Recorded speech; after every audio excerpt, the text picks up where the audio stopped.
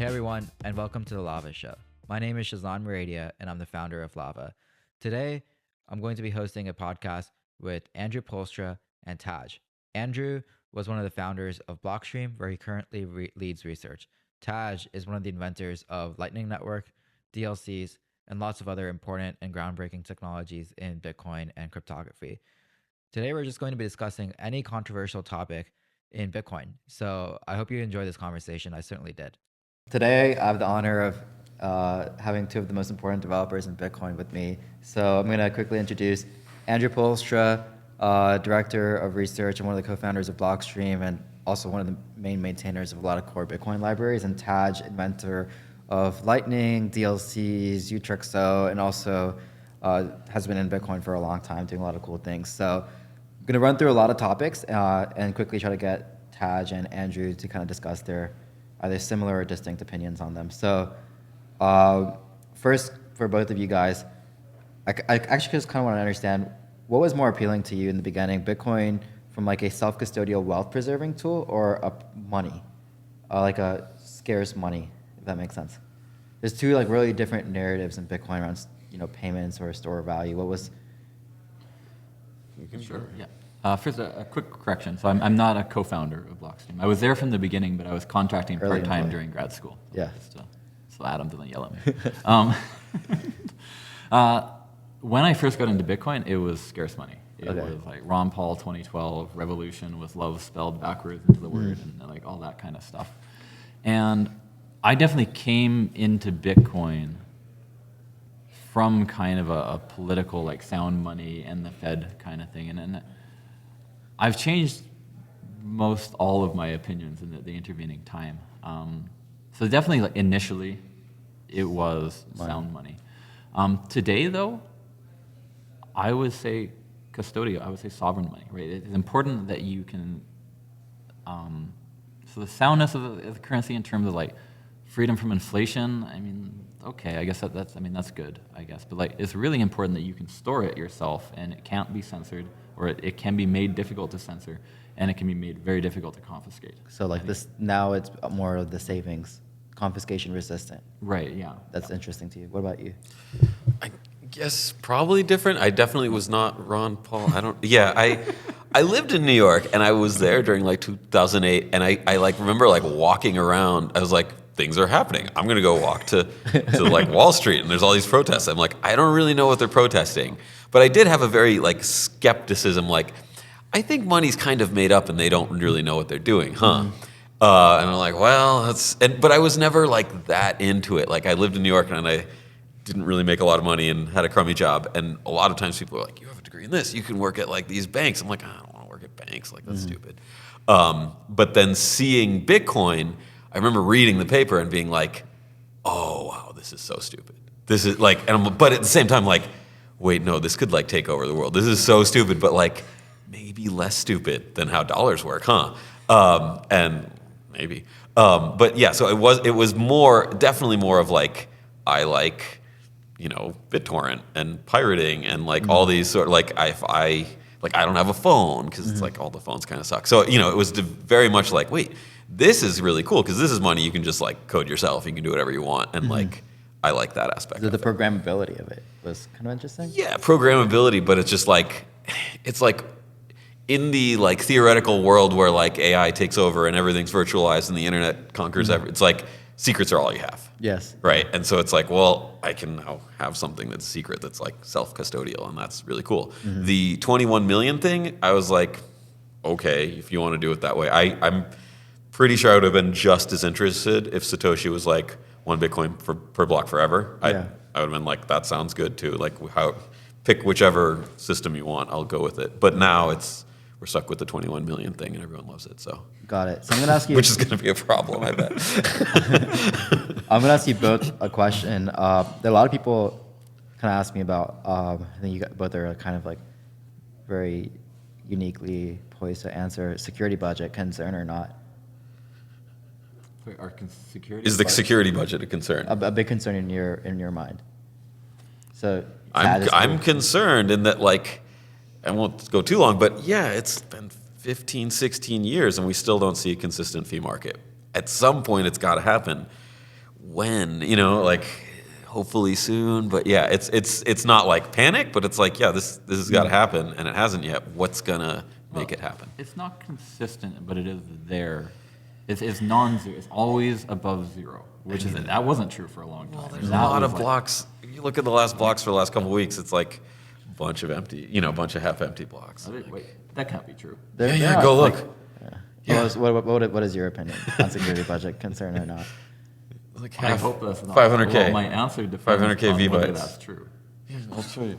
All right. No, it's happening all the time now. All right, We'll all right. All right, that's very concerning if that's true. Yeah. I am more worried than I was before you asked the question. Okay, You so gotta security just check budget is somewhat a concern. Okay, quantum. Let's assume that it happens. One of the biggest topics that a lot of maybe not very core to Bitcoin's tech people ask me is, are we going to confiscate Satoshi's coins or are we going to redistribute? I think we have to just confiscate them. So between those two options, we would confiscate. Yeah. So the two options that you could imagine realistically happening are we either confiscate them or they get stolen. Yes. I guess it's a form of redistribution. Destroy right? or steal. Yeah. Yeah. Right. And between those two, you have to just destroy. Could you explain that more? There's no morality. It's just you fork. One fork is worth vastly more than the other because on this fork there's millions of liquid bitcoins being sold at market rates as fast as they can, and this one there isn't. So it's like, That's a good point. So in practice, yeah, I'm sure The you're real correct. Bitcoin is the one that's worth the most. well, it's just one of them's viable and one of them just can't work. Yes. Yeah, yes, right. that makes sense. And so I even if you you have principles or whatever, it's like I just only think one way is going to work. Got it. So- Okay, that makes sense. I think for a long time, scaling has been one of the real big things that Bitcoin developers have concerned themselves with. But as we kind of talked, briefly mentioned, security budget. There's still a lot of transactions can go through for very low cost. Scaling, how big of a problem is that for Bitcoin today, in your opinion? It's pretty big. So there on L1, I feel like there's a fair bit of room for scaling. We could probably get with new clever crypto and stuff. We could probably get a 2x or a 5x. It could be I don't know, but what we need to onboard While keeping block size same. while keeping the block size the same. Yes. In fact, if Bitcoin had launched in 2008 with all of with libsecp and all the optimizations that we have and the new peer-to-peer protocol and compact blocks and so on, we could have had 1 minute. Well, maybe not 1 minute, but we could have much faster blocks. We could have blocks that were somewhat bigger. If it weren't for quadratic hashing, that's another big thing. But these are small multipliers. Basically. Yeah. These are important because they reduce the cost of running a node and stuff, but they're not going to solve the problem of how does everybody use Bitcoin, right? How do we get 1 billion people on Bitcoin? And so with Lightning, we can get, depending who you ask, right, you maybe get a factor of 1,000, right? Or what I'm imagining when I say that number is that the typical person does 1,000 transactions before they need to close out, or that the average person does 1,000. But we need more than 1,000, right? We need more than that. And then there we get into, in the current environment, there's all these different kind of layer 2s that you can use with different trust models, right? So one that we've always had is you can go to an exchange, you just transact on an exchange, updating their database, and hope that they give you the money when you ask. A much better one is something like Fediment, right? Which is you've got an eCash kind of distributor. And then you have things like Arc Arc is kind of in the same category as Lightning, so I forget I said that. State chain. CSV, yeah. So sidechains are maybe interesting. Well, I feel like that's only two. I don't know. This is a small multiplier. CSV is maybe an interesting one. Yeah. I would say CSV is kind of in its own category. Shielded CSV. Shielded CSV. Yeah. I'm sorry. Yeah, not check sequence verify, but shielded client-side validation. Which is again constant factor, but Yeah. helps. Yeah. Yeah. So do you also think that scaling is one of the biggest concerns? Yeah, Bitcoin it's. I'm probably not as optimistic in saying Lightning can do 1,000x, maybe 100x. Sure. Right, and it's but it's really interesting. It's and I work on U3XO a lot, and I think part of the reason behind UTXO is like, hey, let's make, the technical cost to run a node very low, so that if you wanted to say, hey, what if we want 8 megabyte blocks or something? I was going to go into that. Then at least you could say, look, we have the hardware and the software to make it so there's no like technical reason where we're pretty sure that like if you can run right now, you'll be able to run with this increase because of UTXO, all these other things. That's not that's necessary but not sufficient, right? Because if you look at the blocks right now, it's like, well, the sort of security budget feeds into this. It's like, it doesn't make sense. Like there's no pressure to make higher throughput or these kinds of things, because like we're not seeing a ton of usage on L1. So do you think that does that kind of, how do you balance that with saying that scaling is one of the biggest problems? They're connected, and I think it's so usage and scaling are one of the biggest. Yeah, I think they're very connected, and it's a problem because there's these sort of, there's no like stabilizing. Like if you have a lot of fees, people keep piling on, and it's like, well, I'm gonna like bid higher than everyone else to get my fee, and it's sort of like divergent. And then if you have low fees, everyone just like minimum bid to relay, and pays nothing. And so it's like these weird gyrations that are not great for adoption. Because people are like, oh, I'm using it. Oh, now fees like are 1,000 times what they used to be, and okay, screw this. That makes sense. So it's, you want like reliable scaling can help create more reliable fee markets. Yeah, but you need the pressure to use these things. Like it's like if fees are 0, do you really need Lightning? Maybe, because it's got better latency, it has some other nice properties, but it's like saving the fees isn't really going to motivate you. Yes. Going to the next question. This is like a very pointed question. Block size. Are we going to always keep it the same, or are we going to increase it over time?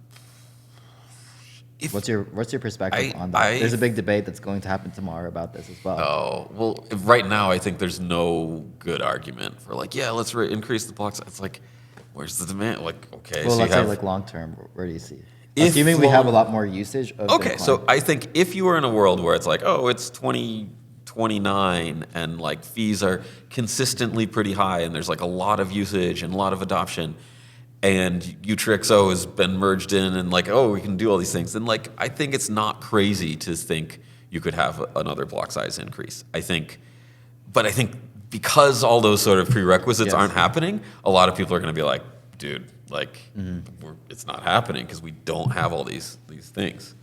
So what about you, Andrew? Yeah, pretty much agree with that. I mean, I think we probably could go bigger than 4 megs or 2.1 or whatever the average is, right? I mean, we could probably go bigger today. I mean, if I could like snap my fingers and change something, I'd prefer more frequent blocks to larger blocks. In fact, even without increasing the blocks, it would be kind of cool if blocks are twice as frequent but half as large, right? This would help a lot of things related to compact blocks and block transaction propagation, as well as quadratic hashing. I mean, I wouldn't be opposed in principle to another block size increase. What I would expect, so the way this would look in practice would be kind of another extension area. So much like SegWit introduced the new witness area, right? And so what we call the witness discount is really just that the witness area is larger than the old area, the old nodes. So you could do another block size increase by like adding like a witness to kind of area that would be presumably only used by some new technology. Well, maybe it could just be a new TypeScript version that just used a new witness area instead of the first one or something. And that could be larger. Or if we have like PQ signatures that are big, maybe you want to discount those. And then it's like a block size increase, but not a throughput increase. Right, exactly. So that's kind of what I would predict would happen is that we get a new extension area that's kind of purpose-driven for PQ signatures or ZKPs, or maybe those are the same thing, or like something like that. And would it even be framed as a block size increase? I mean, it would, but it wouldn't do what people think, right? It's like, oh, I can do more transactions. Like, no, actually, you can't. Like, it's more bytes, but that doesn't do more transactions. I mean, if we had like ZKPs and roll-ups and somehow we adjust this. But so both of you have like appetite for maybe if there is a lot more usage and there's been optimizations to Bitcoin node software, like what you're working on, to maybe over time increase throughput. I think if there's like clear demand so that the security budget is like pretty clearly there, and like to me, the two things are like, okay, economic and technical. Is it like going to push nodes off the network? Then we shouldn't do it. Is it going to like hurt long-term security budget? Then don't do it. But if both of those are satisfied, then and there's a lot of demand, I think it would make sense to do that. And I hopefully think that a lot of people would agree. If it's like everyone's fighting, then you can't do it, and then we're stuck in its ossification. But hopefully that's not the case yet. Okay, got it. That makes sense. I know is there anything that you want me to ask before I go into some other like more niche topics? About block size? No, I mean about any other- I'm glad people can talk about this because like working on U3XO, like yeah, if we're stuck at the current size with like computers continually getting better, it's maybe a little bit of a waste to work on it. Like, do you really need to spend all this effort to like, hey, now you can have a node in like a few kilobytes? It's cool, but like practically it's fine to run a node now. But I think it's also really nice to like set things up for later scalability increases. Got it. Is there any other controversial topics that you want me to address? Let's go. If you guys don't, I have some other ones in mind. No. Okay. I mean, this is been one of the. You guys know what I'm going to ask you about the filter stuff. So just give me your separate opinions on it. I think it's also. So you say ordinals? Or No, is it the op return stuff, like the recent op return stuff? They're all kind of tied together, right? So, Yes. All right, this is silly. So blocks right now have op return outputs in them, right? They have all sorts of large things that are forbidden by the current core mempool policy, but they are more cost effective for miners to mine, so they mine them. So by running a mempool policy that's overly restrictive, you as a node do not have any effect on what goes into blocks, because what goes into blocks is determined by market pressure, which now exists because we have ordinals where there's a market for Bitcoin block space for God knows what reason. But it exists and miners have access to it, so obviously they're going to use it. All you do by limiting your own mempool is you fail to see transactions that will later show up in blocks, and then when those blocks appear, you now have to re-download those transactions. You download it twice. Block. You download it twice.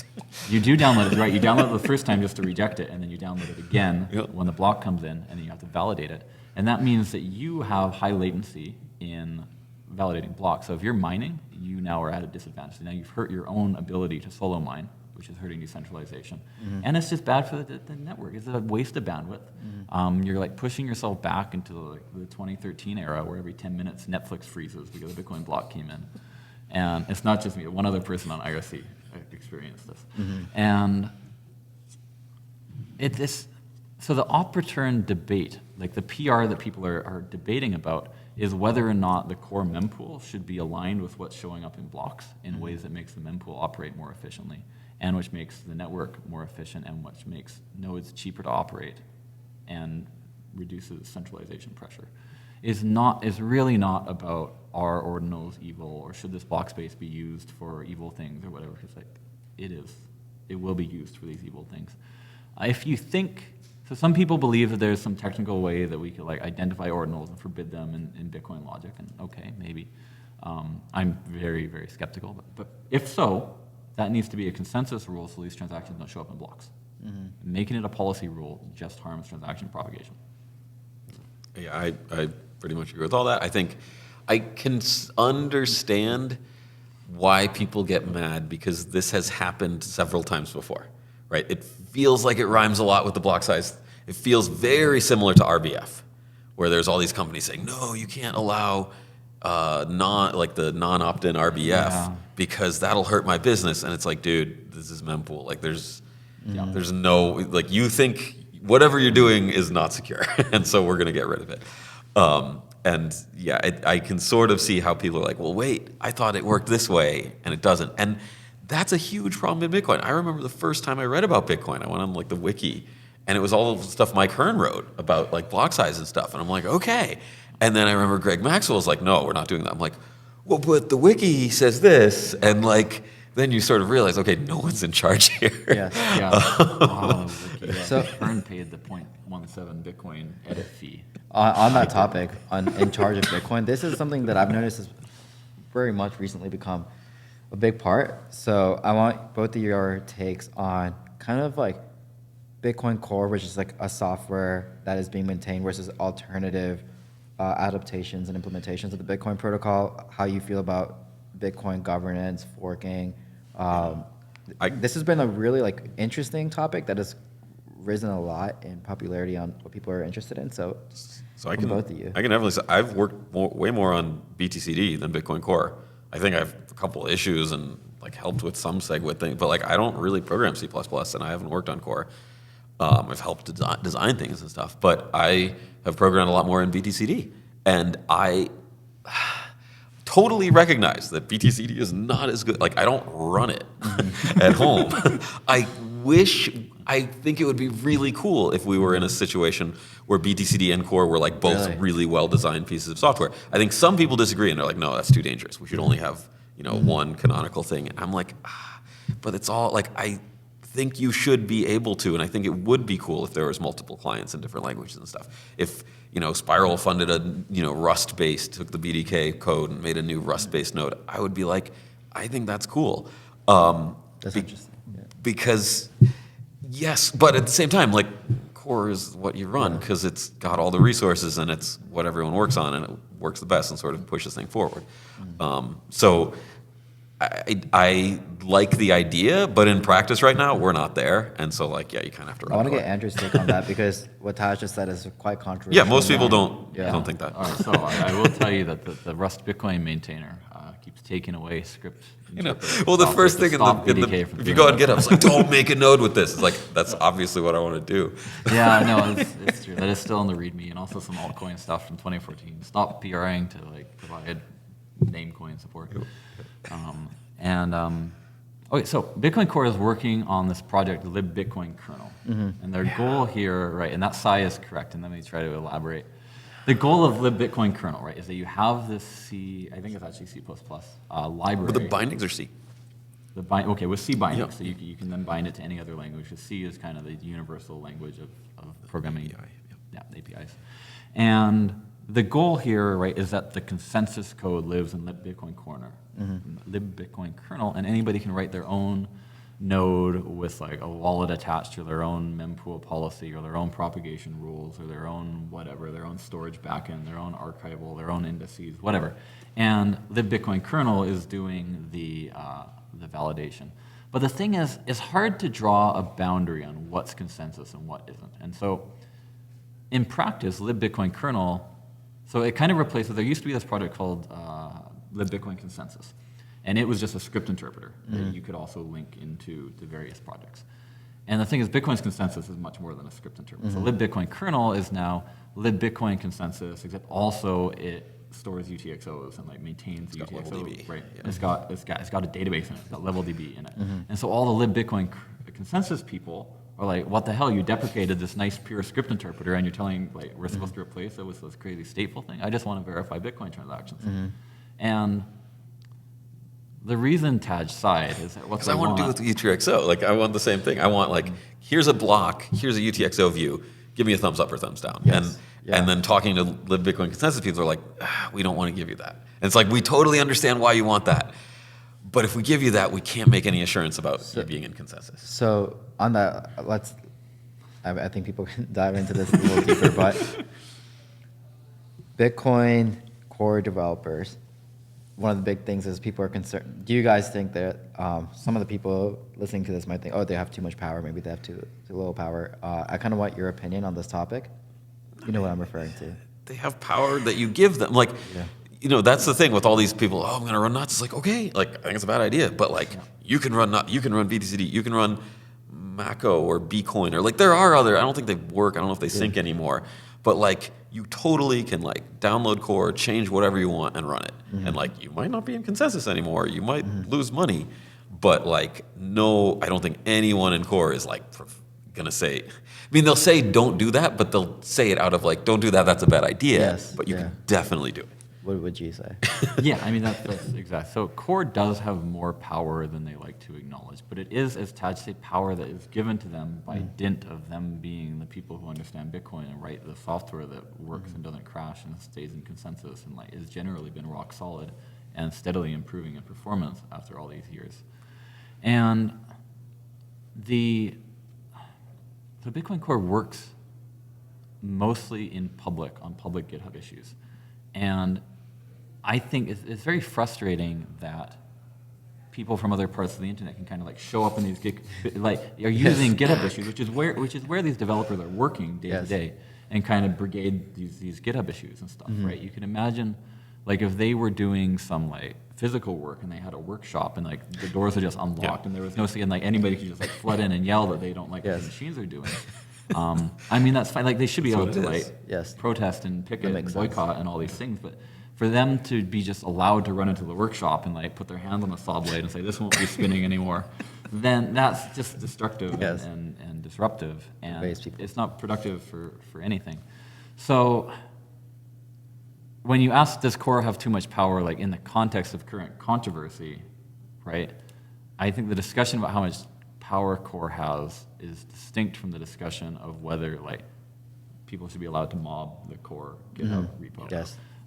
Because the power that core has ultimately does not come from them having the merge button on the Bitcoin core repo, right? It comes from them publishing the node that people want to run. Yeah, right? that makes sense. People trust to run, I should say. So last question, just on a scale of 1 to 10, how proud of you of where Bitcoin is today versus where it started?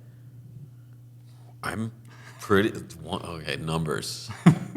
You can go if you 7, 8. I mean, it's like, Yeah. in the beginning, I was like, oh, you wake up and you check, and like, yeah, it's still working. Wow, Nice. I didn't think this thing would work. And now it's like, okay, it's working. But there is I'd say in the last few years, there is a sort of like, this isn't, is it plateauing in a way? Is it like all these ETL? Like, you're sort of maybe losing some of the, but at the same time, people are working on really cool new projects too. So like, I think it's great. I don't think it's going to die, but it might turn into something that's like maybe not as cool as I would have hoped, and that's still pretty good, you know. So maybe it won't like completely change the world the way I hope, or things. But it's like that's the case with everything, right? Yeah, that's certainly. So yeah, if you want a number, I don't know, 7 or 8. Like, it is kind of. I also did not expect it to survive. Right, I spent many years just like still treating Bitcoin as this like weird toy, where I would be like, flipping whole Bitcoins on IRC and stuff, and like writing my own code and just like deploying it on mainnet with what I guess was thousands of dollars. Now it's more. It was like thousands of dollars of money that just didn't like. It was just a toy. Like, whatever, it's a Bitcoin. Who wants a Bitcoin? And I'm more optimistic. So it's true that like everything turned out to be harder than we expected, and the stuff that I personally have been working on, I didn't expect to be working on for so long, and I expected to make more progress.